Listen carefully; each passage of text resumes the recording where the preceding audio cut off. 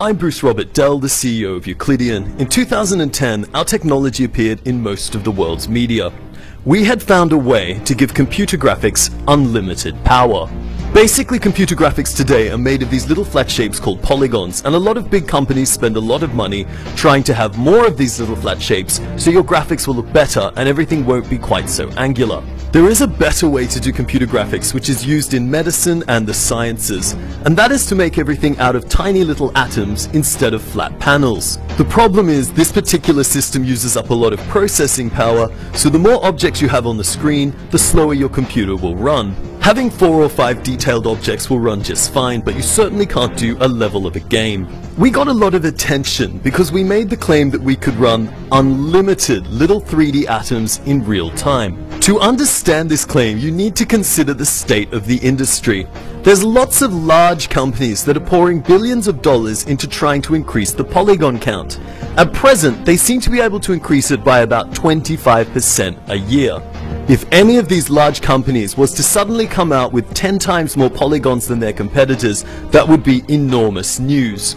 But we didn't increase the geometry count by 10 times, or 100 times, or 1,000 times. We increased it so far we could abandon polygons altogether and move to little atoms and run them in unlimited quantities. If what we said was true, then it was the largest breakthrough since 3D graphics began. 2 months after announcing it, we declined all further interviews and then completely disappeared.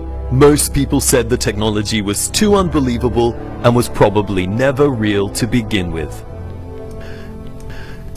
It's been 1 year since our disappearance, and a lot of people are asking what's happened to us. Well, we're not finished yet, but we'll give you an update as to our present level of advancement. We've made a little island. The island is 1 kilometer square. This island is made of 21,62,352,435,000 polygons. In the graphics industry, everyone's used to using polygons, so we thought we'd build a polygon converter. By converting polygons to unlimited detail point cloud data, you can then run them in unlimited quantities. We've converted them at a rate of 64 atoms per cubic millimeter. If you're not sure how small a cubic millimeter is, that's a rate of 1 million atoms per cubic inch. If you're still not sure how small that is, these are grains of dirt. In fact, there are 15 million converted polygons in every square meter of dirt, which means in 1 cubic meter of dirt, we have more polygons than you will find in any game that doesn't use procedural generation.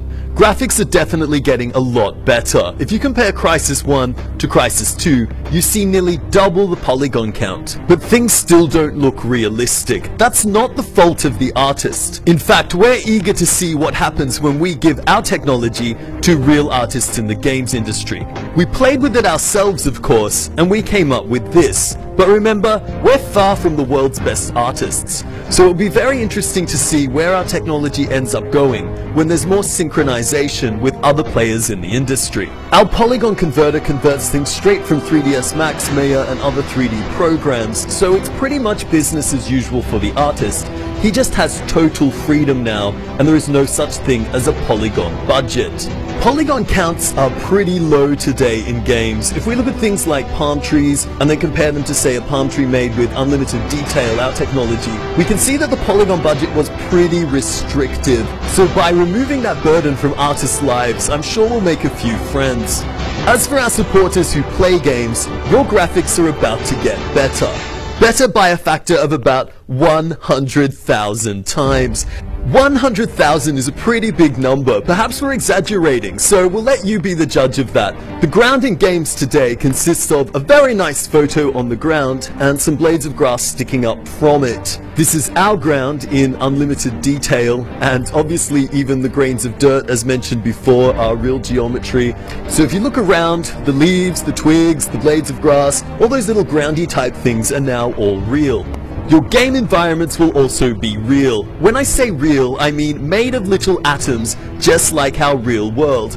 Your game environments up until now have been a bunch of tricks to deal with the low polygon budget. Things like sprites which are always facing you, or objects in the distance which are just really flat pieces of cardboard, or things like a cactus where it's very, very detailed on one side, but we don't want to waste polygons, so the other side looks like an octopus tentacle. Sometimes objects far away just disappear into the fog, and other times they just pop up as they swap between different models. I'm sure in the future our children will look back with amusement on these things in the same way that we look back on blocky 3-color graphics. Getting back to our island demo, I hope you will forgive the repetitious graphics. Please remember we're a technology company, we're not a games company.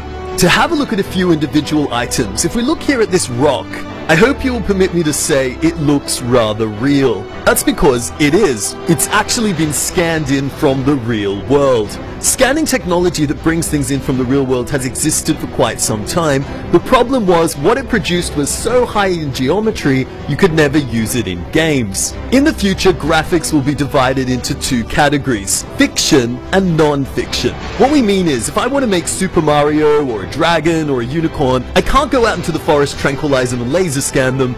They're not there. So I need an artist to do that. So the artwork that doesn't exist we call fiction. That means it's made by an artist.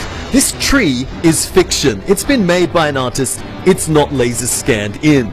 The rock, on the other hand, is non-fiction, and the cactus is a hybrid of the two. To make this cactus, we didn't have any cactuses that looked this way in our little part of Australia. The cactuses that we had weren't quite as interesting. So we took the pieces of them, we twirled them around to make circles, and then we added some dry leaves on top, which we changed the color of. If we were a little bit more creative, we would have taken the wings of a swan and put them on a tiger, but we didn't think of that at the time. This island demonstration shows our present level of technology, but that level is far from complete. For example, at present, our island has only 2 shades of shadows. Just after we made this demonstration, we progressed to having multiple shades of shadow. So in our next demonstration, you're going to find the lighting is going to look a lot better. We're also running at 20 frames a second in software, but we have versions that are running much faster than that, which aren't quite complete yet. Some months from now, our software development kit will be complete, and it will be ready to be handed over to the game's developers. Until then, we're all working as hard as we can, and we hope to produce a product that our fans and supporters will find acceptable. Thank you very much for taking the time to watch this presentation.